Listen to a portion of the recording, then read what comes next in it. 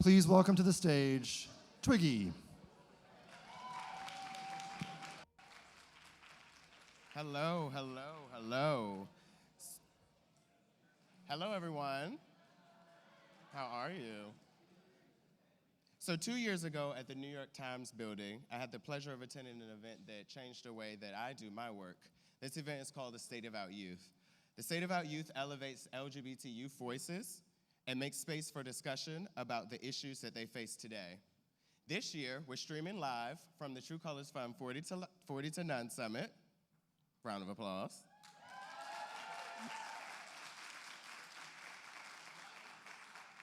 And you will witness exactly what our State of Out Youth hashtag says, an Out Youth Forum. But before I introduce a special guest, I'd like to thank our co-sponsors and partners on the event, CenterLink, the GSA Network, HRC Foundation, and Lambda Legal for partnering with us to prepare our youth speakers. Before the young people take the stage, I have the honor and pleasure of introducing one of our True Colors Fund newest board members. You may know her as the orthopedic surgeon, Dr. Callie Torres from Grey's Anatomy, or perhaps you've had the opportunity to see her on Broadway and Monty Python's Spamalot as the Lady of the Lake. But us at the True Colors Fund have gotten the chance to know her and see how active and committed she is to doing this work, our work, queer youth work. The Tony Award-winning Sada Ramirez. Thank you. Hi, everybody. Thank you, Twiggy. All right, so the State of Out Youth is about creating a platform where young LGBTQ youth can not only tell their stories, but highlight their strength, their courage, and their resilience. The moderators and panelists that you'll be hearing from tonight will share their ideas and expertise in a way that will initiate and inform the work that we all do from this day forward. Now, I encourage you to join the conversation online and tweet along with us using the hashtag behind me, hashtag OutYouthForum. And please do share your thoughts and questions for the panelists and moderators, as we will be taking questions from the online and in-person audience for the Q&A that will follow afterwards. So thank you all for being here, and let's begin the conversation, shall we? Twiggy? Thank you, Sada. And so speaking about an online audience, we have another special guest who's somewhere in the audience. I can't see because of the spot. Oh, I see him. And so stand up. Raymond Braun from YouTube is here. And after our event, you can tune in to stateofoutyouth.org for a live Google Hangout where Raymond will be interviewing our moderators and our panelists. And so I have the privilege of bringing up our first moderator. This young person is not only brilliant, it's not only an amazing speaker, it's not only a 40 of the 40 honoree, but this young person is a very dear friend and sister of mine. If you haven't seen her, and this is your first time seeing her, you can catch her on MTV. She's done TED Talks. She's even spoken at the first 40 to None Summit. And so I have the privilege of welcoming my dear friend, Daniela Carter. I have a mic. Hello? Yeah, so it works. Sorry about that. Welcome to the 2016 State of Our Youth Forum. I'm Daniela Carter, and before the amazing panelist joins me, I want to talk about how in August 2015, 3 transgender women of color were reported murdered in one day. Many reports have been coming in each month. The transgender community is at a state of emergency. For me, knowing the harsh reality that many of you face, I understand that this is greater than just a conversation. It's putting faces to the lived reality. Not to hear another sad story, but to begin to do the work. And today I have the privilege and the honor to share the stage with Christopher Sharp. Christopher Sharp is also one of the 40 of the 40 honorees. Chris is a Houston native, and he works on Capitol Hill with the LGBTQ caucus. He makes sure every single day that he is a part of the grassroots work and the federal work to create inclusive and supportive communities for all. Please help me welcome to the stage Christopher Sharp.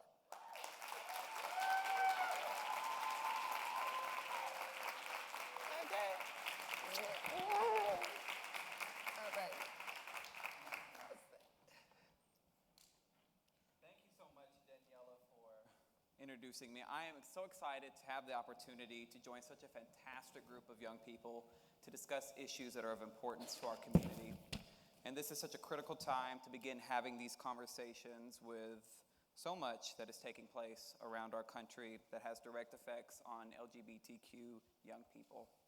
From local battles that are taking place right here in Houston to keep our local non-discrimination ordinance on the books, to inflamed rhetoric from the 2016 presidential race that perpetuates harmful stigmas, LGBTQ youth are caught right in the middle of it every single day. Before we move to the next portion of our forum, I want to take a moment to discuss family and community investment. I, like Daniela, feel lucky to be here today. I spent the majority of my childhood growing up in the Texas foster care system. And when I aged out, I spent 6 months on the streets and was forced into the street economy and struggled to survive. But my story is not defined by my past.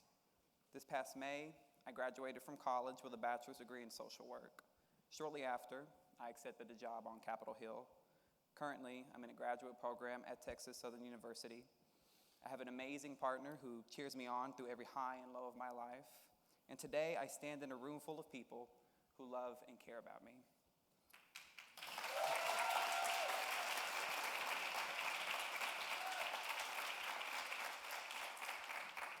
Now, just a few short years ago, I was homeless, alone, and I had no one. But through the grace of God and the investments of so many people in my community, I can stand here today, or sit here today, accepted, loved, and with the family of my choosing, and I think that is an incredibly profound thing. And I want to transition to the next segment by telling you something I read recently that said that the depths of our pasts are only an indication of the heights of our futures. And I believe that for each and every one of us who are in this room, each and every one of us who have spoken today, and for the amazing panelists that we have coming to join us.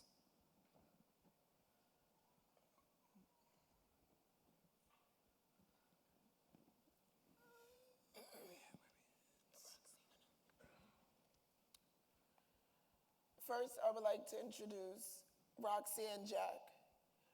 Roxanne is a youth advocate. She is 23 years old, who works 2 jobs for a living. One as a kitchen manager at a bagel shop, and another as a care assistant for disabled adults. Roxanne spends extra time volunteering for 2 local TV stations, one a production crew and the other as a lead editor. With a few projects and jobs under the belt, Roxanne looks forward to achieving much more in the future, working to the top, tooth and nail. Everyone help me welcome Roxanne to the stage.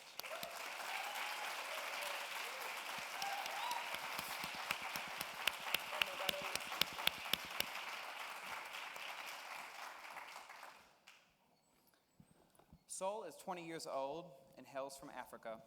Inspired by a love for technology and computer programming, he is pursuing an education in computer science and dreams to one day work for Google. He likes to play soccer and basketball, help people, and meet new people. Sol wants to create solutions and safety for LGBT people in Africa and change the world. Please welcome me in inviting Sol to the stage.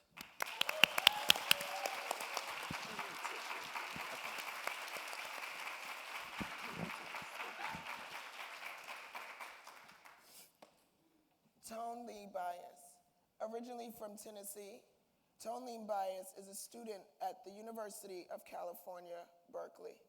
Tone has worked with GSA Networks to create and implement policy changes within California high schools for LGBTQ students and contributed to the Center for American Progress Beyond Four Walls and Roof report, in which they shared their experiences as queer, transgender, homeless youth.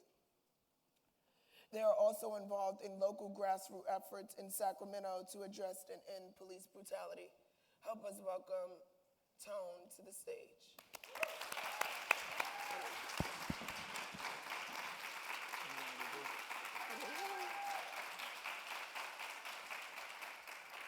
So for this evening, during this forum, please remember to use the hashtag #OutYouthForum to tweet and ask our panelists questions from today's forum.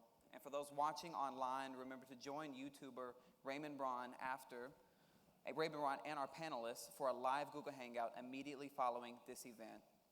And now we want to turn the stage to Roxanne. Hello, everybody. My name's Roxanne Jack. I'm 23 from Bemidji, Minnesota.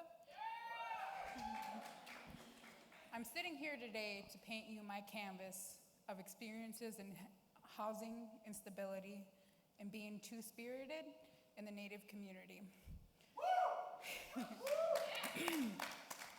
I am who I am, and I don't specify my status in just a sexual way, but more in how I step up and take both female and male role.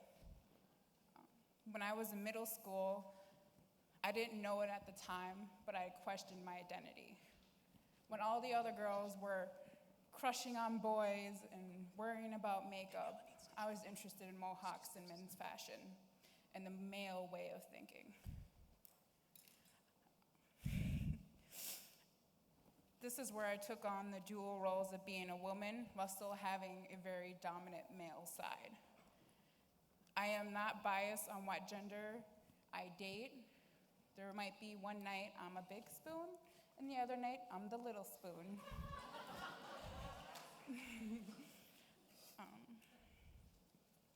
We are all equal, and we really should not be judged or be treated differently because of our anatomy. I can still weld, tackle, lift like a man, but I can bake one hell of a cookie. With the natives that reside in the 3 reservations that surround my town, coming out about your sexuality is like standing in front of the bull's target. I hear and see a lot of gay bashing as I undergo shaming from my fellow natives. That perspective I got from my elders and my mother was being bisexual is not accepted. You are made to grow up, marry a man, and reproduce. This is the firm messages I got from my elders. I first came out in middle school, and when I did, all the responses I got from all the other girls were, "Ew, don't like me," which is a very famous one. And all I could think was, I have standards too.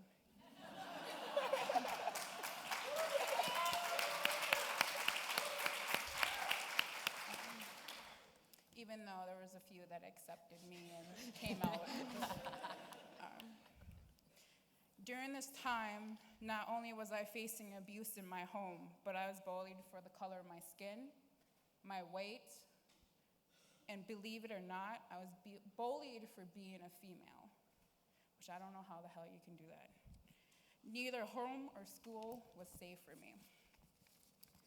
When I was 14, I was given my first job. That was the first year I tried to commit suicide. For the past 10 years of my life, I have been in and out of mental hospitals because of my childhood.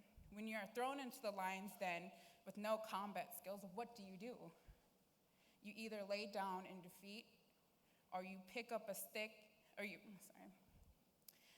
pick up a damn stick and go for it.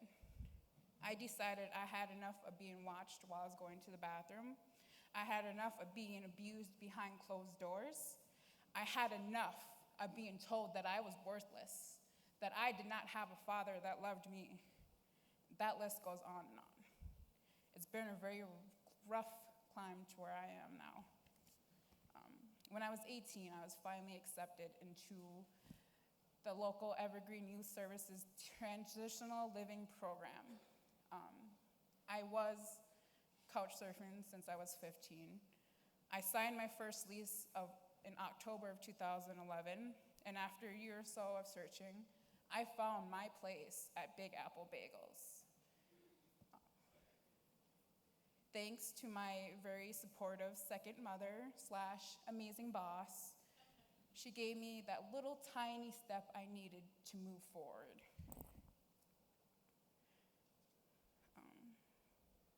Sorry. During this time, I was going through very, very severe depression and suicidal tendencies. I sustained my apartment for almost 3 years until I hit another rough episode. I was constantly teeter-tottering between having to live and wanting to die. With all honesty, I wasn't ready to step up to the role of being an adult at 18, but who is? I had to embrace, understand, and overcome the emotional and sexual abuse I faced in my little lifetime. Trying to keep a home, job, and friends was hard during this point in my life, and the end result was my first eviction. Ever since that month, I have been homeless. I lived with friends who partied too much, which turned into an unhealthy living situation for someone trying to work 2 jobs. After I moved out of there, I fell right into the hands of a sexual predator who hid it pretty well. I escaped there with a friend who turned out to be even more crazier than her.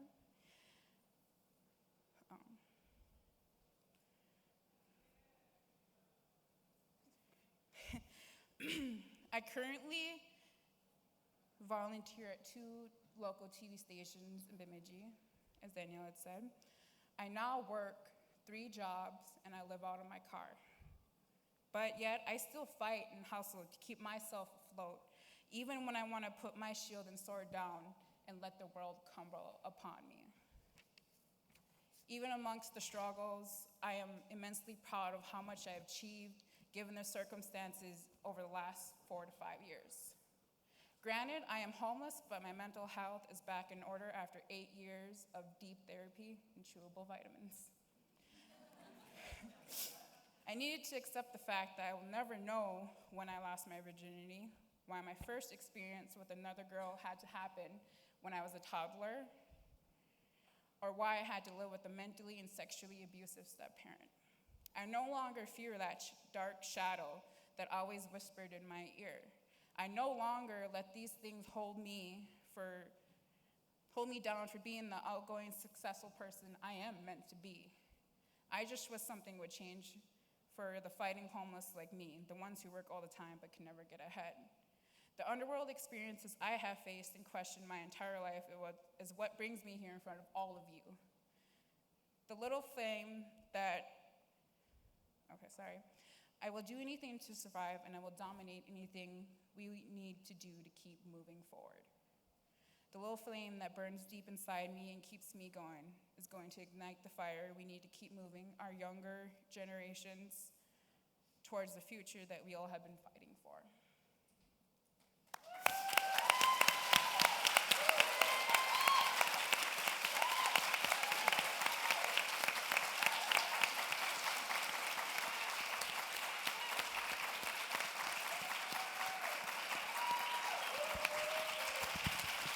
Can I go throw up now?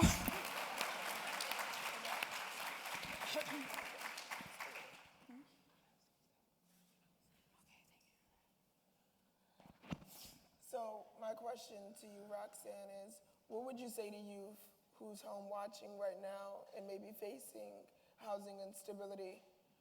Any resources, any tools that you kind of identified when you were going through your housing instability that kind of helped you? Or any motivation that you can give them? The support from the local youth services was what really helped me. What I was told before was, you gotta take any chance. Whether you like that thing or not, whether you're interested in it or not, you have to go for it. Look where I am today. Like, I just happened to talk with somebody, and all of a sudden I'm here and talking about my story in front of all of you. I mean, I wouldn't have gotten the jobs that I gotten if I would have just sat around waiting for something to change. I went out, I found the resources at 15. I took whatever opportunity came my way, whether it was hard or not. But how do you know what opportunities are healthy?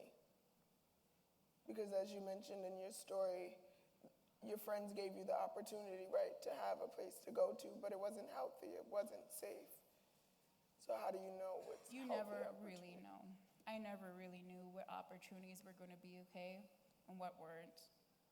Some of them didn't turn out okay, but you got to pick yourself back up from those and keep moving forward. Thank you.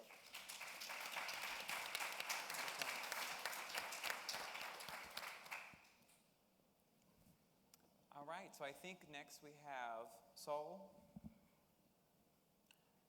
Hi. Everyone give Saul a round of applause.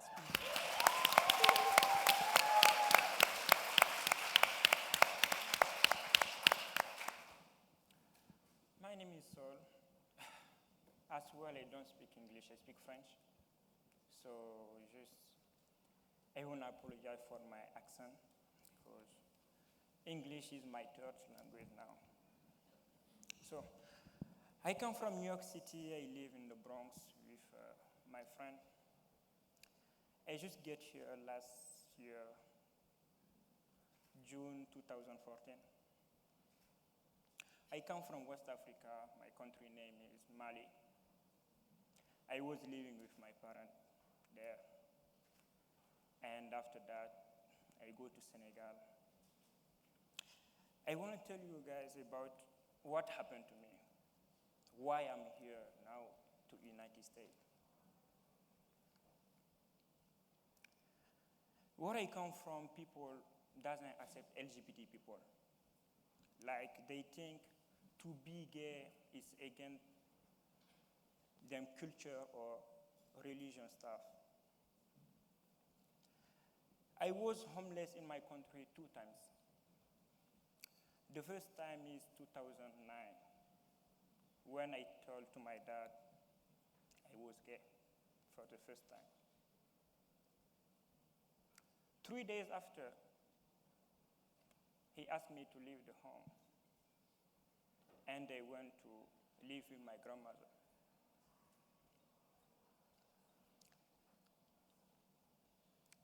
My grandmother bring my assistant, like she never asked me about my sexual orientation or something like that, no. When I was living with my grandmother, my uncle was there, but it's somebody who gave me hard time in my life. When my mother passed away in 2012, my uncle asked me to leave the house, and I didn't have anywhere to go. And I can tell you, to be homeless in Africa or to have nobody who can support you or give you something is very hard. I didn't have no choice. I just go back in Senegal to lie to my dad second time to tell him it's just a mistake in my life. I'm not gay. Just to have somewhere where I can go and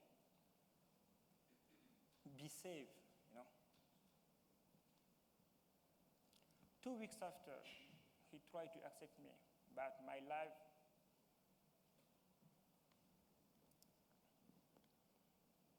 wasn't like before, you know.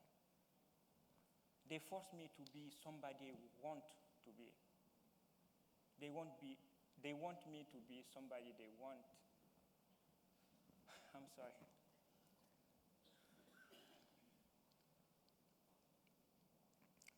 When my dad accepted me for the second time, I was there for college. I started to study computer science for 2 years. But I wasn't happy. My life,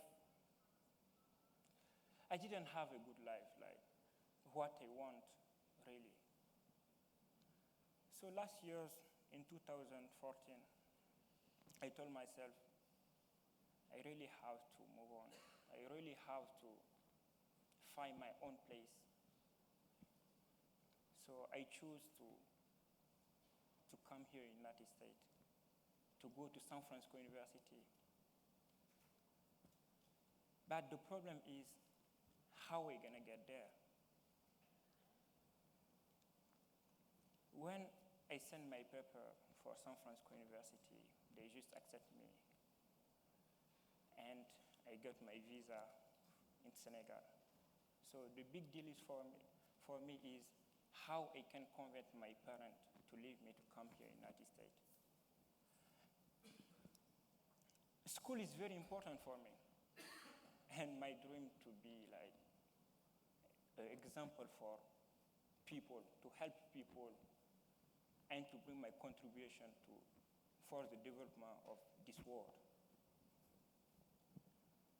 I spoke with my dad to ask him, like, I just want to go to United States to study, and after that, I'm gonna come back to get married, to do whatever you want. He accepted that, and they went to San Francisco University. I did over there 2 months English classes.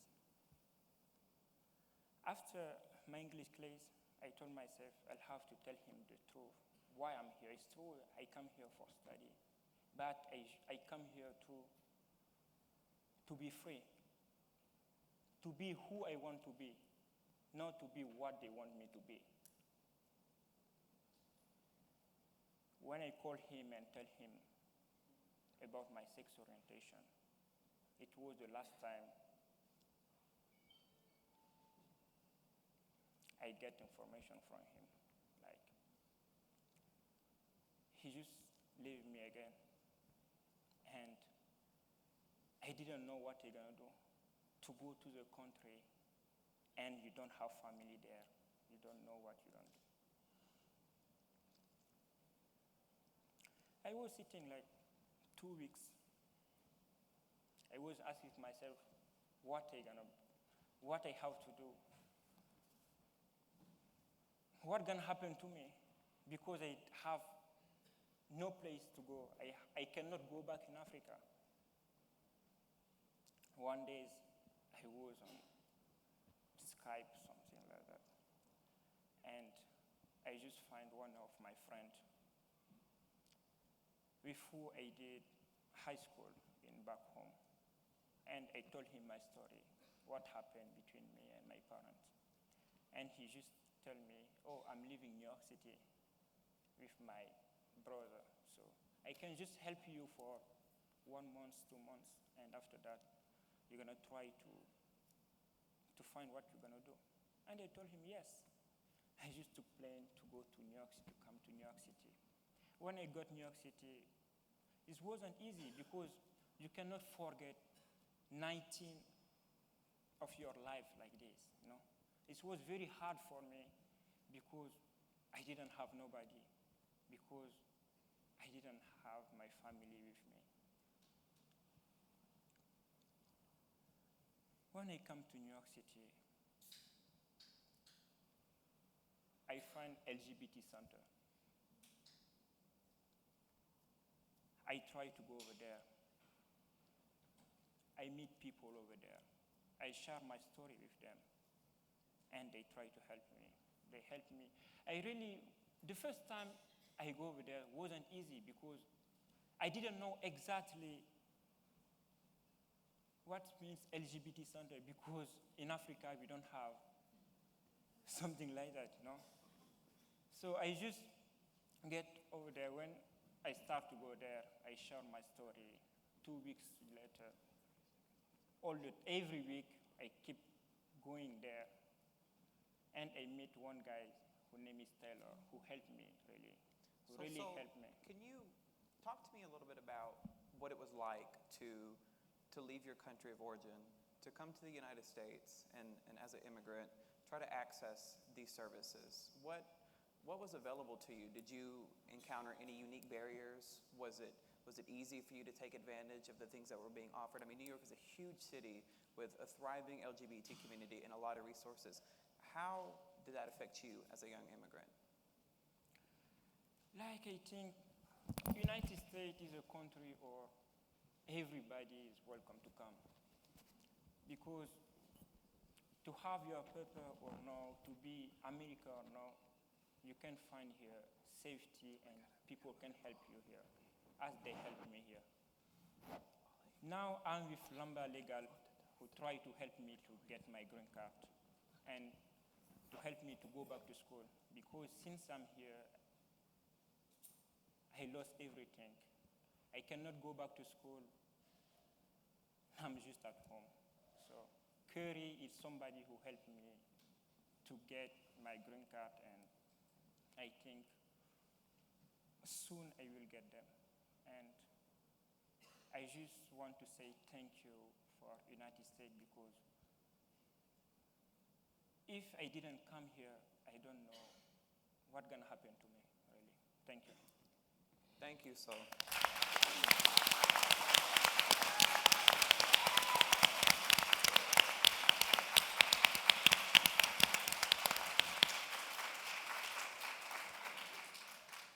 Thank you so much, Soul, for sharing your journey from Africa to the States. But now I think we want to turn it over to Tone to talk a little bit about what happens when you get to America or when you're raised here, and the systems and the structures that are designed for LGBTQ youth to fail. Okay, I'm gonna stand up because I'm kind of nervous. All right, but again, my name is Tone. I'm a non-binary person of color. My pronouns are they, them, theirs. I think that's important to say. But yeah, so I grew up in Tennessee, and growing up there, I constantly saw the ghetto, which was code for where the black people live, being raided by the police with the pretense that they were making our communities more safe. But it wasn't until my own family's house was raided that I was forced to face the reality of what was actually happening. The police busted into my aunt's house, guns drawn, ready to shoot, wanting to shoot. And they were yelling, don't move, and I was so scared because I knew if something dropped or if I quivered in the slightest that they would shoot without hesitation, without any care about taking my life or the life of my family. But fortunately, thankfully, and surprisingly, nothing happened, and so they didn't. But what they did do was put everyone in handcuffs, including my 12-year-old little cousin, who probably weighed less than 100 pounds at the time and who was in her underwear, not even letting her at least put some pants on because she supposedly posed a threat to their safety. At this time, I had so much internalized racism that I didn't understand the implications of what that meant. That my little cousin in her underwear, half the size of these men, were a threat to them. Unfortunately, it wasn't until it happened to me that I was able to understand. Friday, November 28, 2014, is the day my life was transformed. Growing up in this society, because so often we attribute racism to the South, when in fact, anti-blackness is real and thriving all throughout our country. So,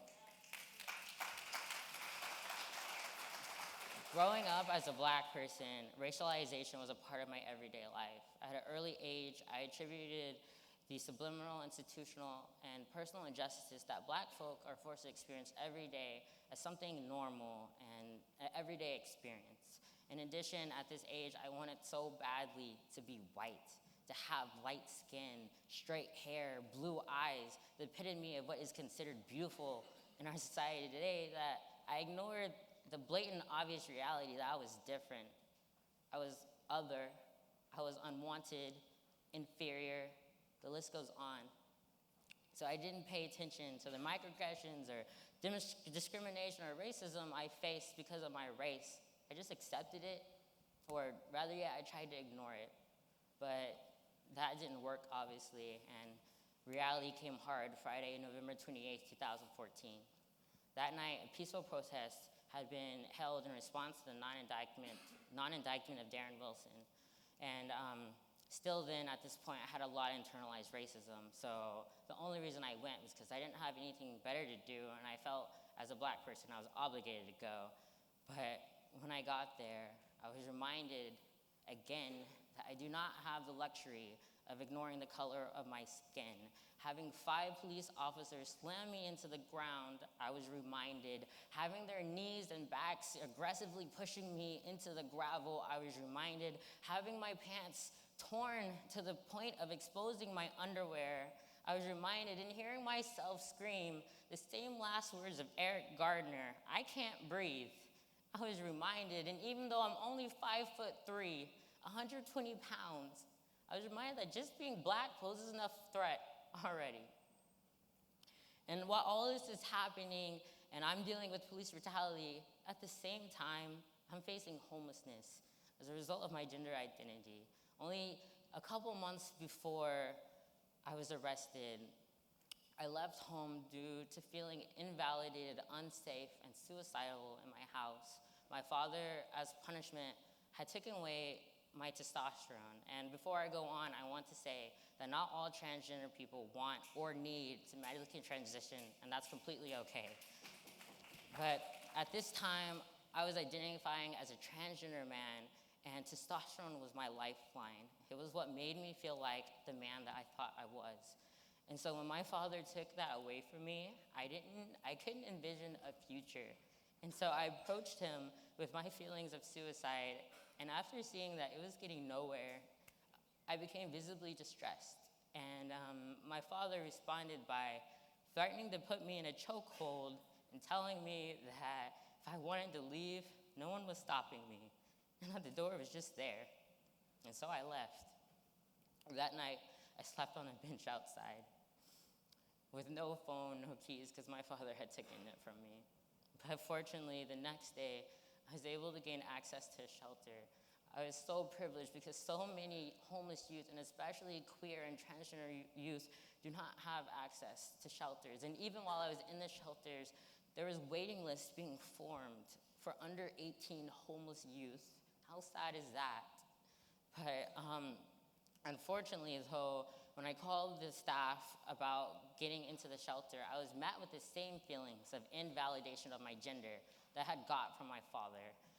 When I told the staff that I was transgender, I was met with questions, well, do you look like a boy or a girl? And in person, do you sound more like a boy or a girl? As if I hadn't had the privilege of being on testosterone, that I would have been placed in the girls' room instead of the boys' room.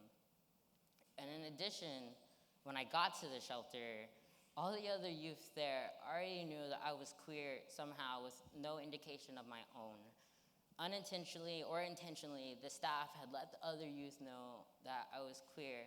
And while I'm open about my gender and sexuality, in this case, that could have compromised my safety and put me in a very uncomfortable situation. But thankfully, at that time, the house was generally an affirming space. But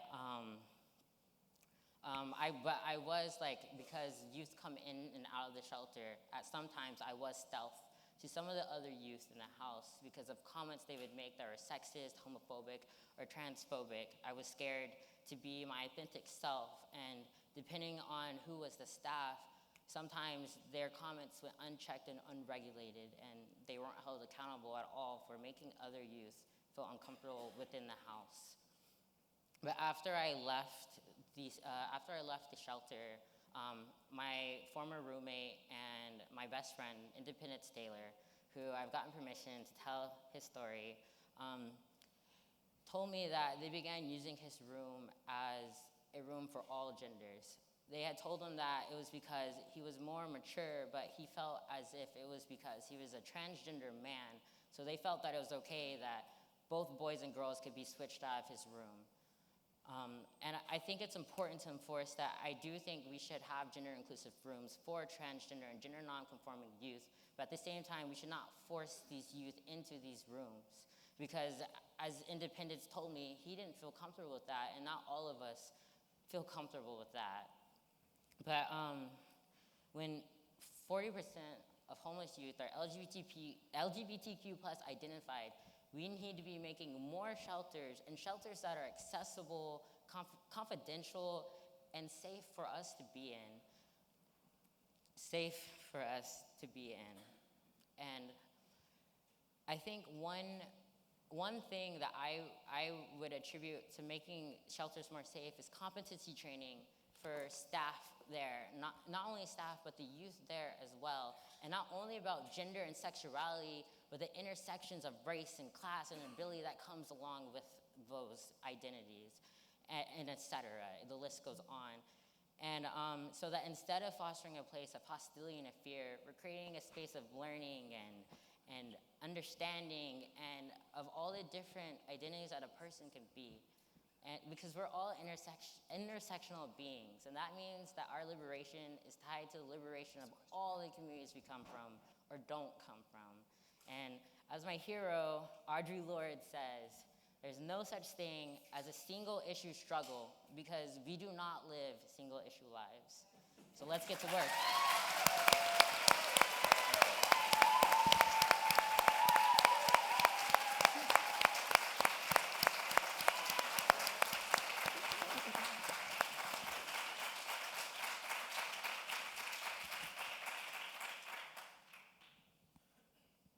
So, Tone, you talked a lot about things that did not work whenever you were trying to access services in this shelter. So tell us, what did work for you? What were some of the things that helped empower you?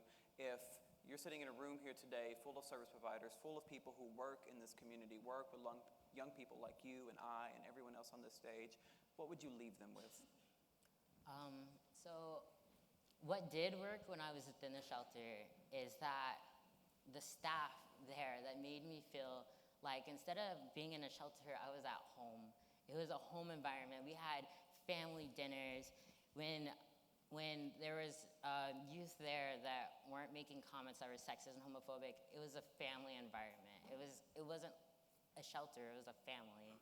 And so like that really helped. In addition, when I was transitioning out of my home, they helped me make sure that I was transitioning to a safe home, and they helped provide because there was like legal work involved with who I was moving into, and they helped so much tremendously, and it just felt just making the shelter not a shelter, but making it a home, making it family was what really like helped me a lot. And I just want to give a big like shout out to Catherine Gardner and Swati Rao, because they're who took me in after I left the shelter and gave me a place to go when I felt like I had nowhere else to go. And if it wasn't for them, I honestly don't know, where I'd be now. And so I just wanted to thank them.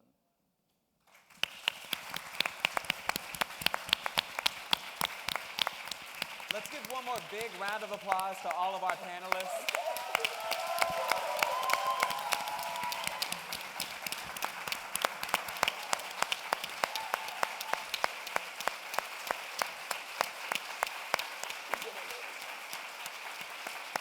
You all are absolutely amazing. Thank you so much for sharing your stories with us. I know that I am, for one, certainly impacted by them, and I am so grateful to be able to be on the stage with people who have such incredible journeys. Now we're going to take some questions from our Twitter audience, and then we'll have an opportunity to take some questions from some folks who are here with us as well today. Yeah. Thank you, Christopher. Use the hashtag #OutYouthForum to tweet your questions to us, and then we'll get them up to the panelists as best we can. So the first question is, what advice do you give people in the LGBTQ community who don't feel accepted or are afraid to come out?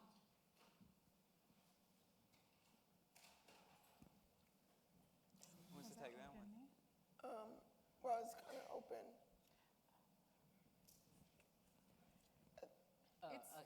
I was going to say, I think if anything, we should hear maybe from Soul, because I think you struggle with it the most to come out to your family. So what did that process look like for you, and what advice would you give youth who's going through the same exact process? Me? Yeah. Can you repeat this? Okay, so the question was, What advice do you give people in the LGBTQ community who don't feel accepted or are afraid to come out? Here in the United States or in general? in general? I can tell you about my country, because to be LGBT in my country is very hard, because like if you are not accepted by your family, you don't have any place where you can go. It's not like here. If here we got too much center, like too much place or people can go and share them story, you know. Like, I think everything's about communication. And in Africa, we don't have communication. People cannot find place to share them story, like to say like what happened to them. When I was in Africa, before to get here, they got too much LGBT people over there. But we cannot meet between us to talk about our problem because the population doesn't want it. We don't have place to go and talk, you know. Yeah. So I think what you're saying is that if you're struggling with coming out, you should really connect yourself with not only community organizations, but community members who share this similar lived experience and struggling to come out. Yes, we need, for me over there, we need a place where we can communicate, like a place where everybody can come and tell their story. Even the population doesn't want to accept LGBT people. If we can communicate between us, I think it's a big deal. That's really good. That's really good. So the takeaway is make sure you connect yourself with community organizations and community members and begin to start sharing your stories with one another. Thank you. Good. Tweet that back to him, Krista.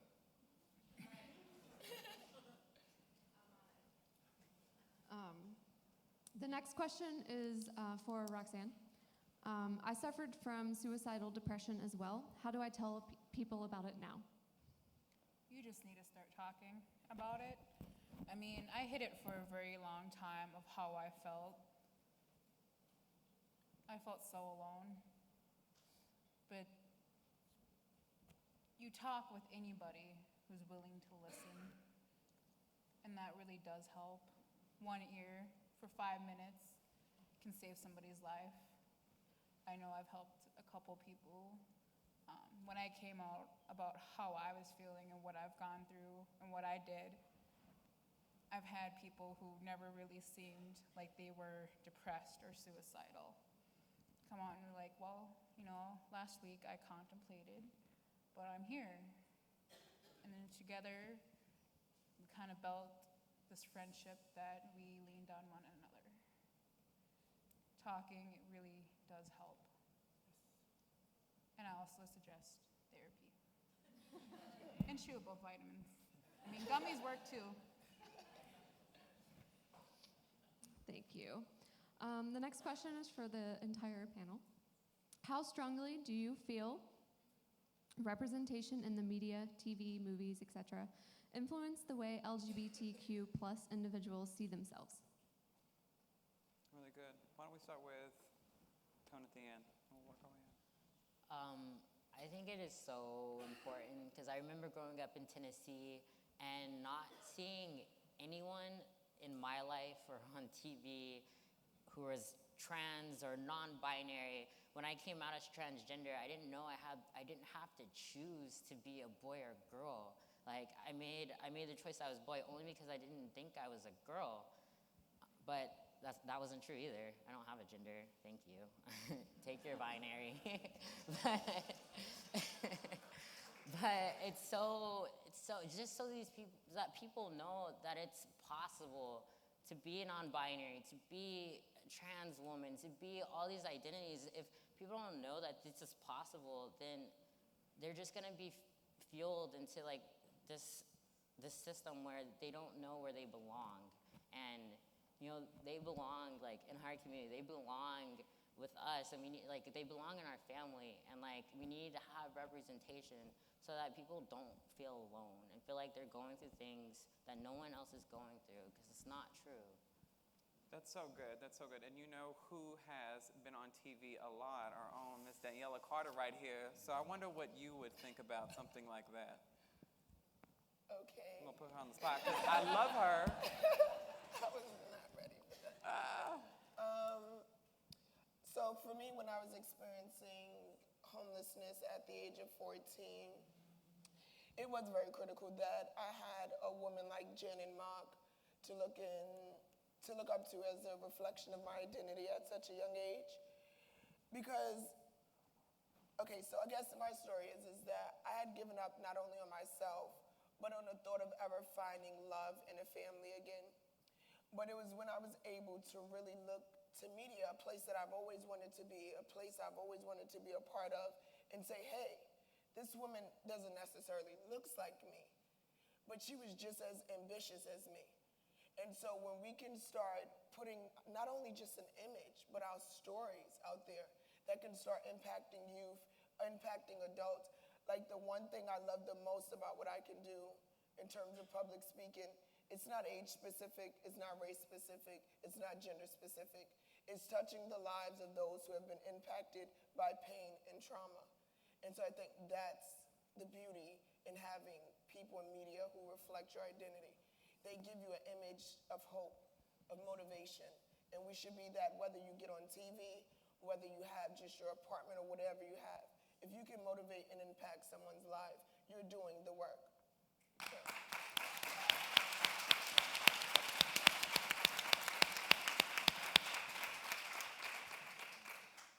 Right, this next question is for Sol.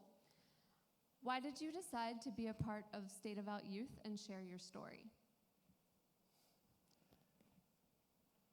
Because here in the United States, people fight for LGBT rights. But I just want to say we don't have to forget about other LGBT people in the world. Because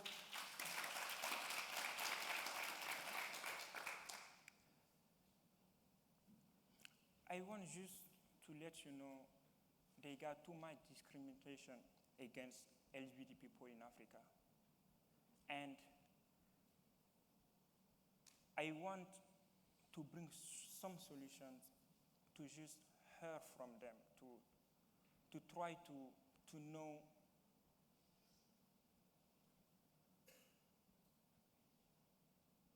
how they live over there. I can tell you, I lost 2 years of my life. I studied for 2 years for nothing. That's why I'm here.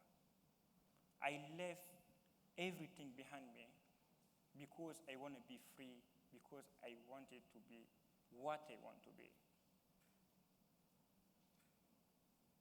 And if sharing my story can help people, I will do that again. Thank you.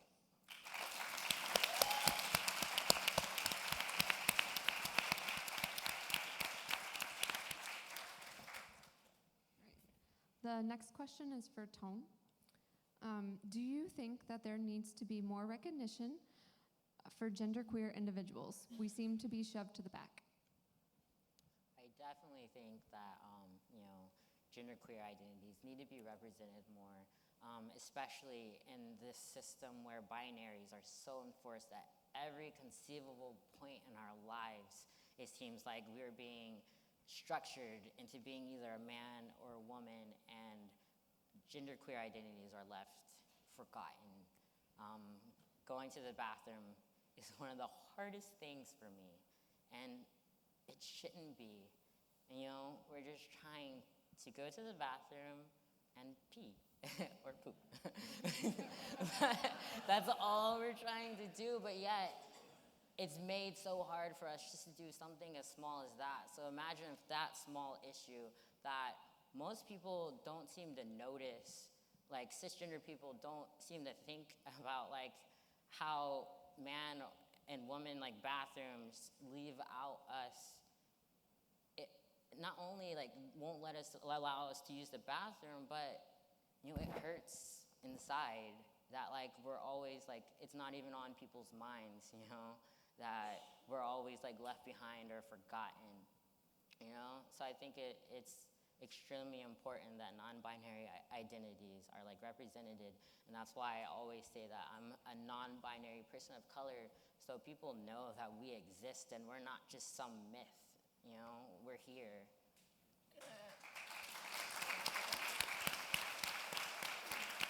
I have a question. Because, you know, I openly identify as trans, and I think for me, the last 2 years has been such a struggle in understanding the language or just being able to articulate exactly what gender looks like. So I think, I'm sure I'm not the only one, so we're learning how to have the conversation about transgender individuals, but how do we learn how to start having the conversation about non-binary and genderqueer people? Because it can be an issue for me at times when engaging, because I say, you know, it's not intentional, right? But I'm so used to saying he or she or maybe they and there, but when you hear no gender, you say to yourself, then what gender am I if this person has no gender? So what advice would you give us if we're trying to learn how to engage with genderqueer? The advice I would give to you all is to begin to deconstruct all of these myths about gender. We gender absolutely everything in our society. Someone would tell me this is a boy shirt and I'm wearing girl pants. But why are we giving labels to our clothing? Why are, you know? So just began to deconstruct that the ideas of femininity and masculinity, and that it's possible to be a mixture of both, and that in reality, we all are a mixture of both feminine and masculine. And just for non-binary identities, and okay, I gotta get this out the way. They, them, theirs can be used singularly, okay? It's a thing. You know, it's been back since Shakespeare, so it's not nothing new, all right? But, so I just think it's really important to deconstruct, because I feel like with binary trans people, that gender stereotypes are sometimes extremely ingrained into that. I know for when I identify as a trans man, I had a very toxic relationship with masculinity and testosterone. I felt that I had to be as masculine as I could be. I could not be feminine at all. I couldn't cry, couldn't be scared of spiders, which I still was, but tried to pretend that I wasn't. But just like deconstructing and like seeing someone as a person before seeing them as a man or a woman, because so often I meet new people and I see their eyes tracing all the lines of my body, watching me speak, my mannerism, trying to figure out which categories are masculine and feminine. But why is it that my jaw is feminine and that my hair on my legs is masculine? Why is that? Why is it that if you see my hair, I'm a man, but if you see my chest, I am a woman? Just beginning to deconstruct gender and seeing people for people before you see them as a man or a woman, and always asking pronouns, because non-binary people aren't always visible, and just always asking pronouns. Wow. I just want to say thank you to the amazing panelists and to everyone who's come to be a part of the summit. But at this time, this panel is going to be over, and we're going to turn it back over into the hands of, I don't know, the amazing Twiggy, Jama, Brad, everyone. Everyone give them a round of applause.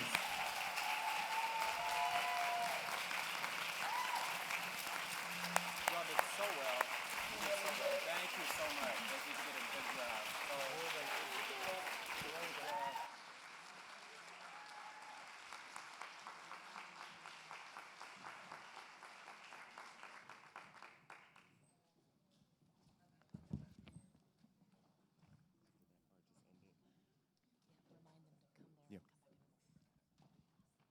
All right, everybody. And so for those of you who are still watching online, please make sure to log on to stateofoutyouth.org. You can still continue tweeting your questions to #OutYouthForum. Our YouTuber Raymond Braun is going to be having a live interview on our Google Hangouts on our website right now, actually, for the next hour. So everyone who's here at the actual 40 to None Summit, can you give yourselves a round of applause for being here?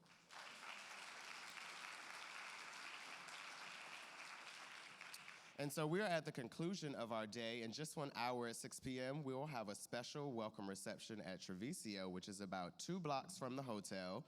You have time to go back, refresh, drop off your bags, tweet some more, hashtag 40 to none, and then come on over. So we'll be back here tomorrow in the morning. Breakfast is again at 8 a.m., and we'll start with a lightning round at 8:30. So be here, be ready, and be ready for action. Thank you.